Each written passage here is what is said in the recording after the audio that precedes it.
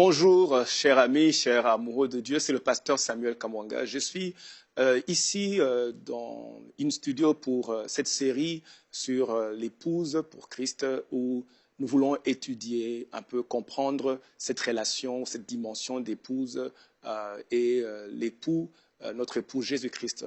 C'est une relation vraiment très importante, particulièrement pour cette saison dans laquelle nous sommes.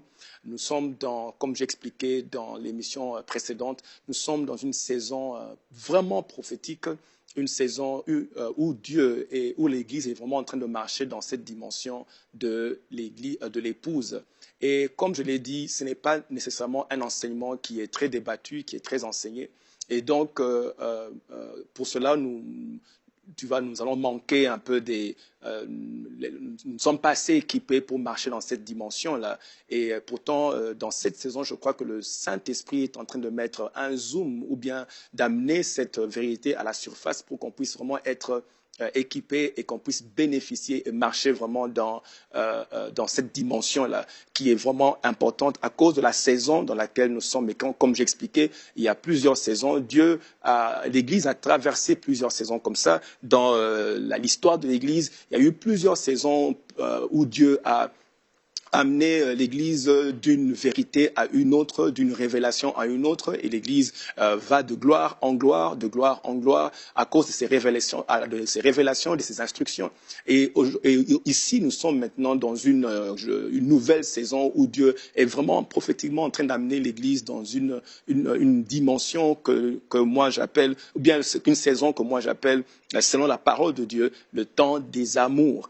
Dieu, après avoir fait tout ce qu'il a fait dans l'Église, après avoir béni, après toutes les révélations qui sont venues pour préparer l'Église entre dans la saison où elle répond vraiment à l'amour de Dieu d'une manière vraiment particulière, d'une manière profonde et d'une manière vraiment passionnée.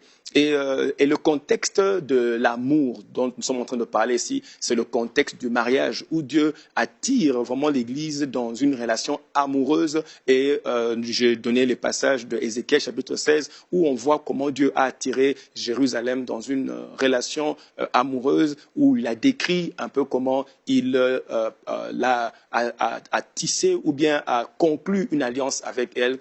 Et c'était une alliance vraiment de mariage parce qu'il dit « Et je conclus une alliance avec toi et tu fus à moi ». Donc on a vu un peu toutes ces choses et surtout c'est important de comprendre cette saison prophétique dans laquelle nous sommes. Et cet enseignement vient juste pour nous équiper et nous aider à maximiser, marcher dans cette dimension-là.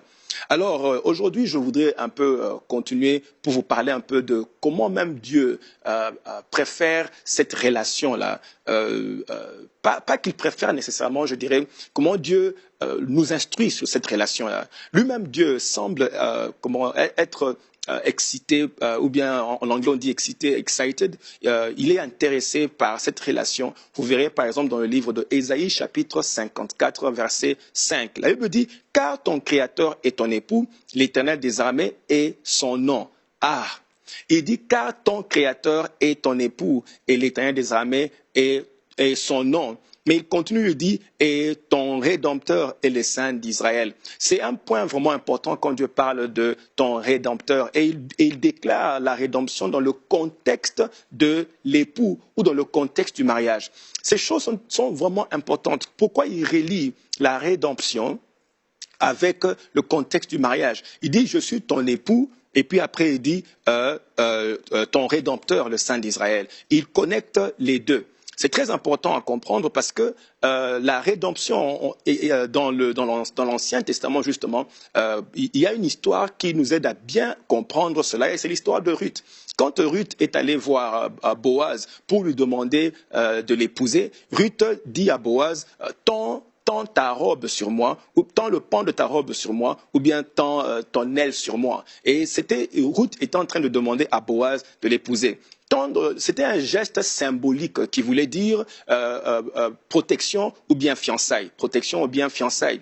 Et c'est ce que Ruth demandait à Boaz de faire. Ruth demandait à Boaz de l'épouser. Et alors, tendre la robe voulait dire protection et fiançailles, mais il faut comprendre l'histoire de Ruth. Ruth était une Moabite. Et comme vous le savez, les Moabites étaient un peuple qui était maudit. Maudit au point où il n'y avait pas une prévision d'enlever la malédiction qui était placée sur les Moabites ainsi que les Ammonites. Alors, Ruth était descendante de Moab. Et donc, elle était sous cette malédiction-là. Et la malédiction disait ceci, laissez-moi lire la malédiction. Elle disait ceci dans Deutéronome chapitre 23, verset 3. Et c'est Dieu qui a placé cette malédiction sur les Moabites ainsi que les Ammonites. Écoutez ce que la Bible